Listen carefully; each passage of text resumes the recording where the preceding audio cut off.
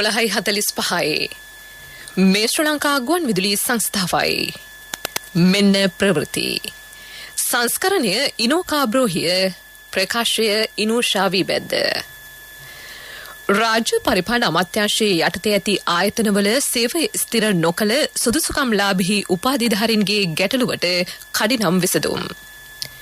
රටවල් සහ ආයතන ගණනාවක සහාය ඇතිව මෙරට ළමා මන්ද පෝෂණය පිටු දැකීම සඳහා වැඩසටහන්. විදුලි බල මණ්ඩලය ප්‍රතිව්‍යුහගත කිරීමේ සැලසුම් වාර්තාව ලබන සතියේ. ආසියානු ක්‍රිකට් තරඟාවලිය රටට අහිමිවීමේ හේතු සොයා බලන බව ජාතික ක්‍රීඩා සභාවේ සභාපති කියයි. සෞදි අරමුදලෙන් ක්‍රියාත්මක මෙරට සංවර්ධන ව්‍යාපෘතිවල ප්‍රගතිය සොයා බැලේ. මෙරට සැඟව සිටින එංගලන්ත ජාතික කෙලි ප්‍රෙෂර් සොයා තවදුරටත් මෙහෙයුම්. යුක්‍රේනයේ ශෆෝරෂියා න්‍යෂ්ටික බලාගාරය වෙත ජාත්‍යන්තර පරමාණුක ඒජන්සියෙන් විශේෂඥ කණ්ඩායමක්. ආසියානු කුසලාන ක්‍රිකට් තරඟාවලියේ තවත් තරඟයක් හෙට. රාජ්‍ය පරිපාලන අමාත්‍යාංශයේ යටතේ ඇති ආයතනවල සේවය ස්ථිර නොකළ සුදුසුකම්ලාභී උපාධිධාරීන්ගේ ගැටලුවට විසඳුම් ලබා දෙන බව අග්‍රාමාත්‍ය දිනේෂ් ගුණවර්ධන මහතා පවසයි. ස්ථිරපත්වීම් නොලද උපාධිධාරීහු 465 දෙනෙක් සිටිති. මේ සම්බන්ධයෙන් විපක්ෂ නායක සජිත් ප්‍රේමදාස මහතා පාර්ලිමේන්තුවේදී අද මතු කළ ප්‍රශ්නයකට පිළිතුරු දෙමින් අග්‍රාමාත්‍යවරයා මේ බව කීවේය. විපක්ෂ නායකවරයාගේ තවත් ප්‍රශ්නයකට පිළිතුරු දුන් සභානායක අමාත්‍ය සුසිල් ප්‍රේමචන්ද්‍ර මහතා පැවසුවේ රටවල් සහ ආයතන ගණනාවක සහාය ඇතිව මෙරට ළමා මන්ද පෝෂණය පිටු දැකීම සඳහා වැඩසටහන් කිහිපයක් ක්‍රියාත්මක කරන බවයි. ඉදිරි අයවැයෙන්ද ඒ සඳහා වැඩි මුදලක් වෙන් කරනු ඇතැයි හෙතෙම පැවසීය. පාර්ලිමේන්තුව අද පෙරවරුවේ රැස්විය. විදුලි බිල ඉහළ යාම හේතුවෙන් මහ ජනතාවට මුහුණ දීමට සිදුවන දුෂ්කරතා පිළිබඳව සභාව කල්තැබීමේ විවාදය අද පැවැත්වේ. ඒ පිළිබඳව යෝජනා ඉදිරිපත් කරමින් කතා කළ පාර්ලිමේන්තු මන්ත්‍රී මුජිබ රහ්මාන් මහතා අත්‍යවශ්‍ය ආහාර ද්‍රව්‍යවල මිල ඉහළ යාමෙන් පීඩා විඳින ජනතාවට විදුලි බිල වැඩි කිරීම දරාගත නොහැකි බව කීවේය. 75%කට වැඩි ප්‍රමාණයකින් විදුලි බිල වැඩි කිරීම කර්මාන්ත කඩා වැටීමට හේතුවක්ව තිබේ. විදුලි බල මණ්ඩලය ප්‍රතිව්‍යුහගත කළ යුතු බවට එදා සිටි මතයේ අදත් සිටින බවද ඔහු වැඩිදුරටත් පැවසීය. විදුලි බල මණ්ඩලය නැවත ප්‍රතිව්‍යුහගත කරන්න ඕනේ කියන අදහස උඩ පිළිගන්න විශාල ඉංජිනේරු පිරිසක් ඉන්නවා. ඒ හින්දා මේ විදුලි බල මණ්ඩලය ප්‍රතිව්‍යුහගත කරන කියන අදහසට සමගි ජන බලවේගයේ හැටියට ඒ අදහස අපි පිළිගන්නවා. ඒක ක්‍රියාත්මක කරන්න ඕනේ කියලා අපි පිළිගන්නවා. අපි මේක කාලයක් තිස්සේ ඉඳන් අපි දරපු අදහසක් මේක. ඒ ප්‍රතිව්‍යුහගත කිරීම අනිවාර්යයෙන්ම විදුලි ජනනය සම්ප්‍රේෂණය බෙදා හැරීම මේ කියන අය මේවා නවීකරණය කරන්න ඕනේ කියන එකත් අපි පිළිගන්නවා. යෝජනාව ස්ථිර කරමින් අදහස් දැක්වූ පාර්ලිමේන්තු මන්ත්‍රී කබීර් හෂීම් මහතා සමාජයේ අවම වරප්‍රසාද ලබන කණ්ඩායම් වලට විදුලි බිල දරාගත නොහැකි බව පැවසීය. එවැනි පුද්ගලයන්ට අනිවාර්යෙන් සහන ලබා දිය යුතුය. විදුලි බල මණ්ඩලය ඉතා අකාර්යක්ෂම ආයතනයක් බවද ඔහු පෙන්වා දුන්නේය. රජය වෙනුවෙන් විවාදය ආරම්භ කළ අමාත්‍ය කංචන විජේසේකර මහතා විදුලි බල මණ්ඩලය ප්‍රතිව්‍යුහගත කිරීමේ සැලසුම් වාර්තාව ලබන සතියේ ලැබෙනු ඇතැයි පැවසීය. එය ලැබුණු පසු මාස 2ක් තුලදී මූලික සැලැස්ම ඉදිරිපත් කිරීමට නියමිතයි. විදුලි බල මණ්ඩලයේ සේවකයන්ට කළ හැකි සේවා වෙනත් ආයතනවලට ලබා දී තිබේ. එහෙත් ප්‍රතිව්‍යුහගත කිරීමේදී සේවකයන්ගෙන් උපරිම සේවය ලබාගත හැකි වන පරිදි නව ප්‍රතිසංස්කරණ ගෙන එන බවද ඇමතිවරයා පැවසීය. පුනර්ජනනීය විදුලි උත්පාදනයට ප්‍රමුඛතාව ලබා දී තිබේ. වර්තමානයේ එමගින් ලබා ගන්නා විදුලි උත්පාදනය ඉහළ ගොස් ඇත. විදුලි බිල වැඩි කිරීමෙන් පහළ මට්ටමේ සිටින විශාල පිරිසකට රුපියල් 105 සිට රුපියල් 360 දක්වා අවම වැඩි කිරීමක් සිදු කර ඇතැයි ඔහු පැවසීය. 18ක් වෙච්ච ඉන්ධන වලින් උත්පාදනය කිරීමේදී සමස්ත පිරිවැයෙන් 60ක් යන්නේ විදුලිය උත්පාදනය කිරීමේදී ඉන්ධන භාවිතා කළ කරන්නේ. ඒ නිසා තමයි අපිත් යෝජනා කරන්නේ ඉන්ධන භාවිතය අවම කරලා පුනර්ජනීය බලශක්ති ව්‍යාපෘති වෙනුවෙන් ප්‍රවේශයක් ගන්න ඕන කියලා. ඒ නිසා තමයි අපි යෝජනා කරන්නේ ඩීසල් බලාගාර වෙනුවට LNG බලාගාර ඒ කටයුතු යන්න ඕන කියලා. අපි කතා කරනවා සූර්ය බලය ගැන. අපි කතා කරනවා සුළං බලය ගැන. අපිට තියෙනවා මෙන්න මේ බලශක්ති ප්‍රභේද කියලා. හැබැයි අපි ඒක දියුණු කරන්න තෝ නිකන් තියාගෙන හිටියොත් උත්පාදනය වෙනවද? උත්පාදනය වෙන්න ආයෝජන අවශ්‍යයි. උත්පාදනය කරන්න තාක්ෂණය අවශ්‍යයි. ඒ නිසා තමයි විදේශ ආයෝජනත් විදේශ තාක්ෂණයත් අවශ්‍ය වෙන්නේ. අපේ දේශීය වශයෙන් ඉන්න නිෂ්පාදකයන්ට පවා ඒ ඔවුන්ට අවශ්‍ය තාක්ෂණයත් එකට ඒකාබද්ධ කරගෙන මේ ව්‍යාපෘති කරගෙන යන්න. පාර්ලිමේන්තු මන්ත්‍රී WDJ සෙනවිරත්න මහතා විවාදයට එක්වෙමින් පොසීල ඉන්ධන ආනයනය සඳහා විශාල මුදලක් වැය වෙන බව කීවේය. විදුලි බිලෙහි වැඩිවීම ආයෝජකයන්ගේ පැමිණීමට බාධාවක් වනු ඇත. සුනිත්‍ය බලශක්ති ප්‍රවර්ධනයට ක්‍රියා කළ යුතු බවද ඔහු පැවසීය. විසර්ජන සංශෝධන පනත් කෙටුම්පත හෙවත් අතුරු අයවැය දෙවනවර කියවීමේ සමාරම්භක කතාව ජනාධිපති රනිල් වික්‍රමසිංහ මහතා හෙට පාර්ලිමේන්තුවට ඉදිරිපත් කිරීමට නියමිතයි. පාර්ලිමේන්තුව හෙට පස්වරු 1ට රැස් වෙයි. ජනාධිපතිතුමා පස්වරු 1 සිට 2 දක්වා පාර්ලිමේන්තුව ඇමතීමෙන් පසු පාර්ලිමේන්තුව පසුදින පෙරවරු 9:30 දක්වා කල් තැබෙයි. ලබන බදාදා බ්‍රහස්පතින්දා සහ සිකුරාදා යන දිනයන්හිදී විසර්ජන සංශෝධන පනත් කෙටුම්පත දෙවනවර කියවීමේ විවාදය පැවැත්වෙයි. එය සිකුරාදා පස්වරුවේ සම්මත කර ගැනීමට නියමිතයි. එදිනම විදේශ විනිමය පනත යටතේ නියෝග 3ක්, රේගු ආඥා පනත යටතේ යෝජනා සම්මතයක් සහ විශේෂ වෙළඳ භාණ්ඩ බදු පනත යටතේ නියමයන් 2ක් අනුමත කර ගැනීමට නියමිතයි. ශ්‍රී ලංකාවේ වර්තමාන ආර්ථික තත්ත්වය හා ඉදිරි මගමෙන් මන්ත්‍රීවරුන් සඳහා සංවිධානය කර ඇති සංවාදමය කතිකාව ලබන බදාදා පස්වරු 2:30 සිට 4:30 දක්වා පාර්ලිමේන්තු සංකීර්ණයේදී පැවැත්වේ. ශ්‍රී ලංකාවේ පැවැත්වීමට නියමිතව තිබූ ආසියානු කුසලාන ක්‍රිකට් තරඟාවලිය වෙනත් රටක පැවැත්වීමට හේතුව සෙවීමට සිදුවන බව ජාතික ක්‍රීඩා සභාවේ සභාපති අර්ජුන රණතුංග මහතා පවසයි. ජාතික ගුවන් විදුලියේ 10.7 වැඩසටහනට අදහස් දක්වමින් ඔහු සඳහන් කළේ යුද්ධය පැවති සමයේදී ඉන්දිය හා පාකිස්තාන කණ්ඩායම් මෙරට ක්‍රීඩා කළ බවයි. ඉන් අනතුරුව ලෝක කුසලාන ක්‍රිකට් තරඟාවලියේ තවත් තරඟ 2ක් මෙරටදී පැවැත්වින. පසුගිය කාලයේ ඔස්ට්‍රේලියාව සහ පාකිස්තානයේ සමග පැවති තරඟාවලි ගාල්ල, මහනුවර සහ කොළඹදී පැවැත්වින. ඒ කාලය තුලදී රට තුල දේශපාලනික ගැටලු පැවතියද ක්‍රිකට් ක්‍රීඩාවට කිසිදු බාධාවක් එල්ල නොවූ බව ඔහු පෙන්වා දුන්නේය. අද රට මුහුණ දී සිටින්නේ ආර්ථික අර්බුදයකටයි. එවැනි අවස්ථාවක මෙවැනි තරඟාවලියක් රටට අහිමි වීම කනකාටුවට කරුණක් බව අර්ජුන රණතුංග මහතා පැවසීය. ඉන්දියාව පාකිස්තානෝ තරඟය තමයි ලෝකයේ වැඩිම රූපවාහිනිය හරහා සහ තරඟය ඇවිල්ලා බලන පුද්ගලයෝ ඉන්නේ. දැන් ඊයේ තරඟයක් පැවැත්ුණා. ඒ වගේම ප්‍රධාන 4 කණ්ඩායමට ආව දෙවෙනි තරඟයක් පවත්වනවා. අදිස්ටි අපිට එන්න බැරි වුණොත් අවසාන තරඟයට. ඉන්දියාව පාකිස්තාන ආව තරඟ 3ක්. එතකොට කල්පනා කරලා බලන්න ඉන්දියාව සහ පාකිස්තානයේ ප්‍රේක්ෂකයෝ කොච්චර දුරට ඩුබායි වලට ගිහිල්ලා තියෙනවද මේ තරඟ බලන්න. ඒ ඔය කණ්ඩායමම තමයි අපිට මෙහෙ ගෙන්න ගන්න තිබුණේ. අපි විදේශ විනිමය හොයන කාලේ විශේෂයෙන්ම විදේශික මේ රට ආවොත් කවදාවත් නරක දෙයක් කියලා යන්නේ. හැම වෙලේම ධනාත්මක දේවල් කියලා යන්නේ. ඉතින් එවැනි දේවලුත් අපිට නැති වෙනවා. ක්‍රිකට් සම්බන්ධයෙන් පසුගිය කාලයේ සිදු වූ අක්‍රමිකතා සෙවීම සඳහා නව කමිටුවක් පත් කිරීමට ක්‍රීඩා අමාත්‍යවරයාගේ අවධානය යොමුව තිබේ. ඊට අදාළ සාකච්ඡා පැවැත්වෙන බවද රණතුංග මහතා පැවසීය. මේ ප්‍රවෘත්ති ශ්‍රී ලංකා ගුවන් විදුලි සංස්ථාවෙන්.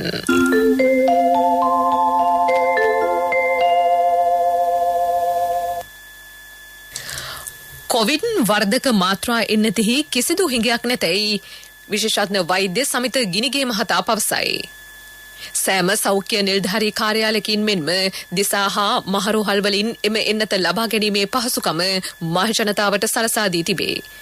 ජාතික ගුවන් විදුලියේ 10.7 වැඩසටහනට අදහස් දක්වමින් ඔහු පැවසුවේ එන්නත ලබා ගැනීමෙන් පසු විවිධ අතුරු ආබාධ ඇතිවන බවට පැතිර යන මත විද්‍යාත්මක පදනමකින් තොර බවයි.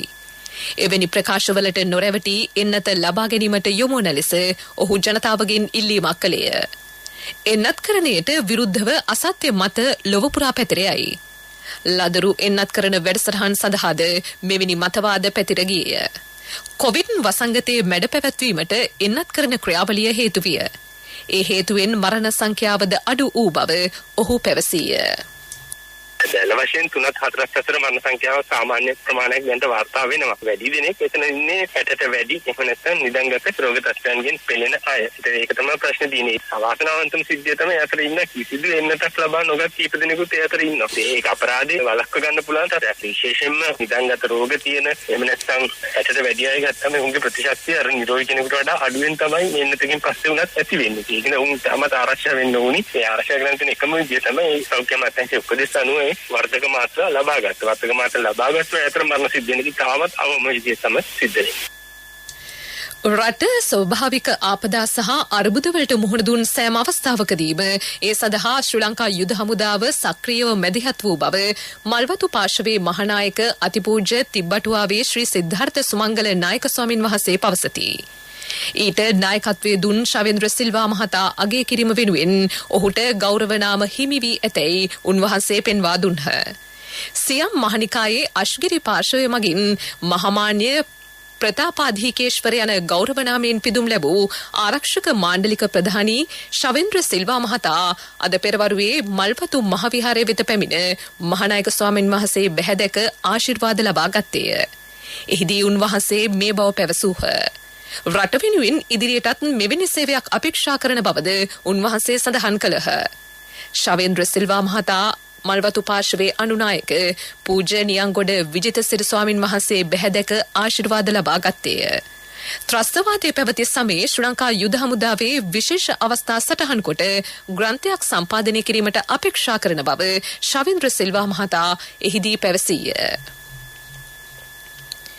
මෙරටින් පිටුවහල් කිරීමට නියමිත සැඟව සිටින එංගලන්ත ජාතික කෙලී ප්‍රෙෂර් සොයා තවදුරටත් මෙහෙයුම් සිදු කෙරේ. පොලිසිය සහ ආගමන විගමන දෙපාර්තමේන්තුවේ වැටලීම් අංශ එක්ව ඇයව සොයා මෙහෙයුම් සිදු කරයි. ගාලුමෝදර අරගලයේ පැවති වකවානුවේ ඇය වැරදි තොරතුරු ඉදිරිපත් කර තිබේ. තම අසනීපයකට සිංහල බෙහෙත් ලබා ගැනීමට ඇයි පවසා ඇය දිවයිනට පැමිණ ඇත. මෙම තැනැත්තිය සඟවාගෙන සිටින පුද්ගලයන්ට එරෙහිව නීතිය තදින්ම ක්‍රියාත්මක කරන බව පොලිසිය සඳහන් කරයි. ඇය සොයා ගැනීම සඳහා පොලිසිය මහජනතාවගේ සහාය පතයි. විශේෂ කාර්ය බලකාය ලක්ෂ 6කට ආසන්න වටිනාකමින් යුත් කේරළ ගංජා කිලෝ 6ක් පමණ සන්තකේ තබාගෙන සිටි පුද්ගලයෙකු අත්අඩංගුවටගෙන තිබේ.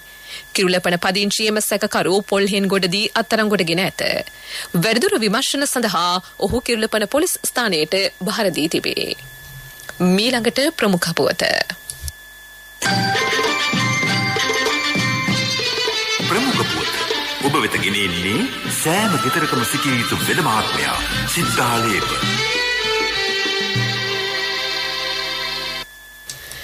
සෞදි අරාබියේ සංචාරයක නිරත පරිසර අමාත්‍ය හෆීස් නසීර් අහමඩ් මහතා සෞදි සංවර්ධන අරමුදලේ ප්‍රධාන විධායක නිලධාරී සුල්තාන් අල් මුර්ෂේඩ් මහතා හමු වේ. එම හමුව රියාද්හි පිහිටි එම අරමුදල් මුලස්ථානයේදී ඊයේ සිදුවිය. ශ්‍රී ලංකාවේ සෞදි අරමුදලෙන් ක්‍රියාත්මක සංවර්ධන ව්‍යාපෘතිවල ප්‍රගතිය පිළිබඳව මෙහිදී සාකච්ඡා සිදු කෙරින. සෞදි අරාබියේ ශ්‍රී ලංකා තානාපති ෆකීර් මොහමඩ් අම්සා මහතාද මෙම අවස්ථාවට එක් විය. ජනාධිපති රනිල් වික්‍රමසිංහ මහතාගේ විශේෂ නියෝජිතයා ලෙස පරිසර අමාත්‍ය අහමඩ් මහතා රියාද් වෙත ගොස් සිටී. ඔහු එහි රැඳී සිටින කෙටි කාලයේදී ඒ රට රජයේ ඉහළ පෙළේ නිලධාරීන් ගණනාවක් හමුවීමට නියමිතයි. ප්‍රමුඛ පුවත ඔබ වෙත ගෙන ආවේ සෑම ගෙදරකම සිටිය යුතු වෙද මහත්මයා සිද්ධාලේප. සත්‍යයේ හඬ අවධානය පිණිසයි ඔබ වෙත ගෙනෙන්නේ දෙවියත සවියක් CIB ජනජය වාසනා ඇරඹුණා. ඔක්තෝබර් 31 දක්වා ඔබගේ විල්පතට වටිනා තෑගි. අදම CIB එන්න. බලපිටිය ප්‍රාදේශීය ලේකම් කොට්ටාසයට අයත් වෙරළ ආශ්‍රිත ප්‍රදේශ රැසක අනවසර ඉදිකිරීම සිදුවන බවට ජනතාව චෝදනා කරති. එම භූමිවල ඉදිකෙරෙන හෝටල් සහ කර්මාන්ත ශාලා මගින් බැහැර කරන අපද්‍රව්‍ය හේතුවෙන් වෙරළ තීරයේ අපවිත්‍ර වන බවද එම ජනතාව පවසති. විශේෂයෙන් මහ පරිමාණ ව්‍යාපාරිකයන් සිදු කරන මෙවැනි වැරදි ක්‍රියාවලට එරෙහිව නීතිය ක්‍රියාත්මක නොවන බවටද චෝදනා එල්ල වේ. වෙරළ සංරක්ෂණ අධිකාරියේ බලධාරීන්ගේ අවධානය පිණිසයි. දෙවියට සවියක් CIB ජනජය වාසනා ඇරඹුණා. ඔක්තෝබර් 31 දක්වා ඔබගේ විල්පතට වටිනා තෑගි. අදම CIB එන්න. විදෙස් පුවත්.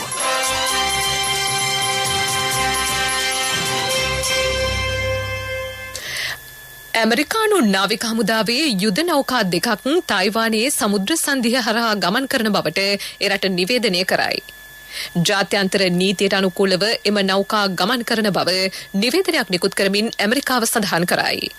ඇමරිකානු කතානායක නැන්සි පෙලෝසි මහත්මිය තායිවානයේ සංචාරයක නිරතවීමෙන් අනතුරුව චීනය සහ තායිවානය අතර මතභේදාත්මක තත්ත්වය තවදුරටත් උග්‍ර විය. ඉන් අනතුරුව සිදු වූ ඇමරිකානු පළමු මෙහෙයුම මෙයයි. මේ අතර චීන හමුදාව සඳහන් කළේ මෙම නෞකා දෙක තම රටේ දැඩි නිරීක්ෂණයට ලක් කර ඇති බවයි. යුක්‍රේනයේ ශපෝරිෂියා න්‍යෂ්ටික බලාගාරය වෙත විශේෂඥ කණ්ඩායමක් යැවීමට ජාත්‍යන්තර පරමාණුක ඒජන්සිය සූදානම් වෙයි. මේ වන විට එම බලාගාරයට අවට ප්‍රදේශයට අඛණ්ඩව ෂෙල් ප්‍රහාර එල්ලවන බව විදෙස් මාධ්‍ය වාර්තා කරයි. මේ හේතුවෙන් දැඩි අවධානමක් හටගෙන තිබේ. ඉකුත් මාර්තු මාසයේ සිට බලාගාරය රුසියානු හමුදා පාලනය යටතේ පවතී. මෙය යුරෝපයේ ප්‍රධාන න්‍යෂ්ටික බලාගාරවලින් එකකි. මෙය ඉලක්ක කර ප්‍රහාර එල්ල කිරීම සම්බන්ධයෙන් යුක්‍රේනය සහ රුසියාව එකිනෙකාට චෝදනා කරගනී.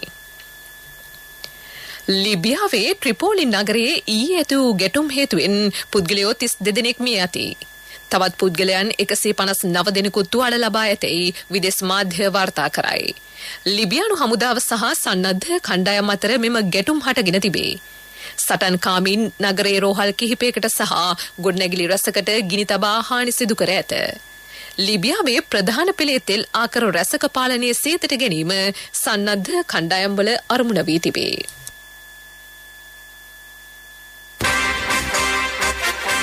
පිරසර සංවර්ධනයක පුවත් සම්පින්ඩනය සංවර්ධන පුවත්.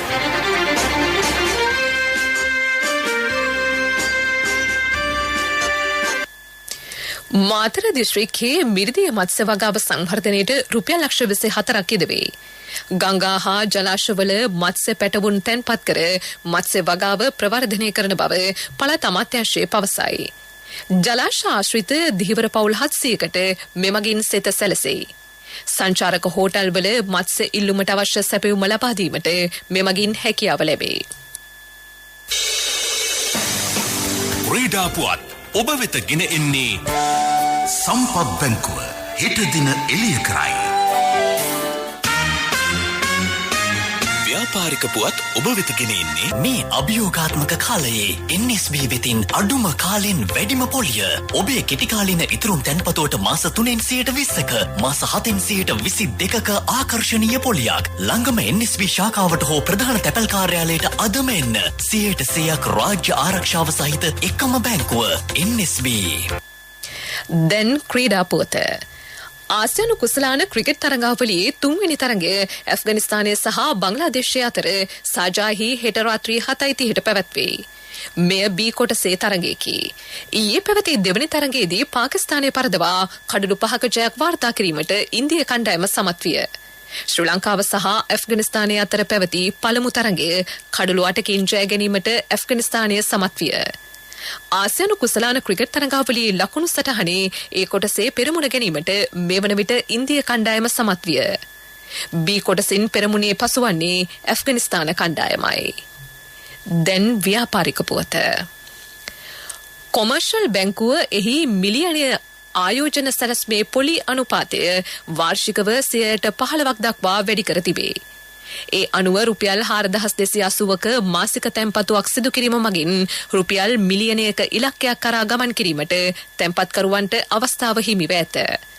මෙරට පොලි අනුපාතය වර්ධනය වීම හමුවේ කොමර්ෂල් බැංකුව අවුරුදු 2 සිට අවුරුදු 6ක් දක්වා ආයෝජන සැලසුම් සඳහා නව මාසික තැන්පතු වටිනාකම් නිවේදනය කර ඇත. මෙහිදී තැන්පත්කරුවන් තම ගිණුම්වල ශේෂය ලෙස රුපියල් මිලියනයක් උපයාගත් විට ආයෝජන සැලැස්ම අවසන් වේ.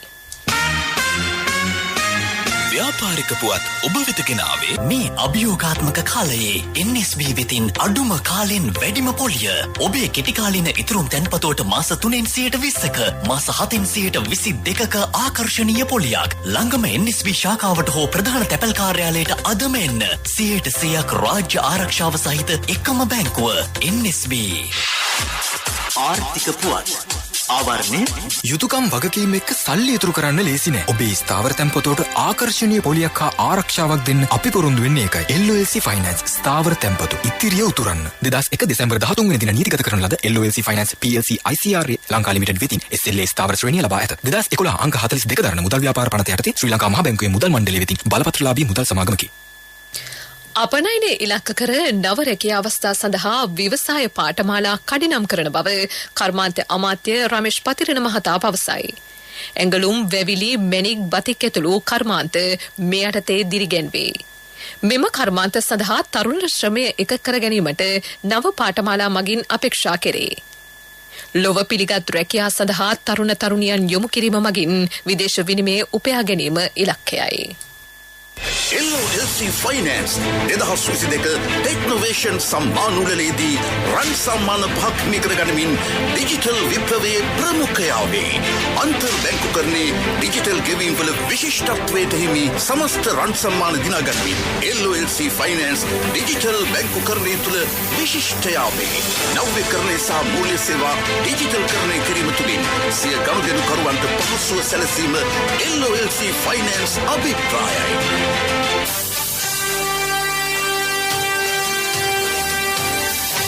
කාලගුණ වාර්තාව